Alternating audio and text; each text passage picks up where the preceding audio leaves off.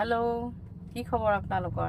আমি মাজু বাৰ্থডে কাৰণে আজি বাবা মন্দিৰত যাব ওলাইছোঁ, সাই বাবা মন্দিৰত। তাকে ওলাইছোঁ মুনু, মই, মাজু আৰু হিয়া আৰু ভাস্কৰ যাব, সি কিবা ল'বৰ কাৰণে গৈছে। ওলাই আহিছোঁ, দেখাম ৰ'ব মন্দিৰত গৈ। মন্দিৰ গৈয়ে সকলোৱে ধূপ চাকি জ্বলাই দিলে। মুনু, হিয়া, মাজু, ভাস্কৰ গোটেইকেইটাই জ্বলালে।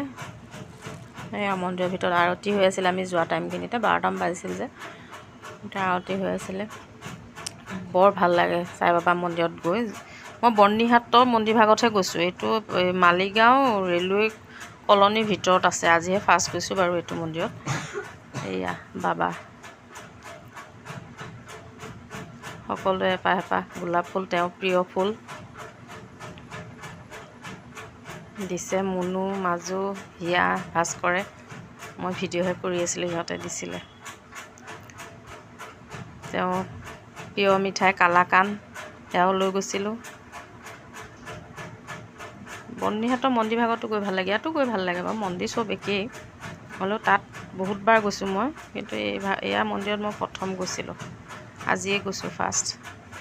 মোৰ ফেনখনৰ চাউণ্ডটো গুৰুত্ব নিদিব দেই, ফেন নোহোৱাকৈও থাকিব পৰা নাই, কিন্তু মাতটো একে ধৰ ধৰাই দি আছে।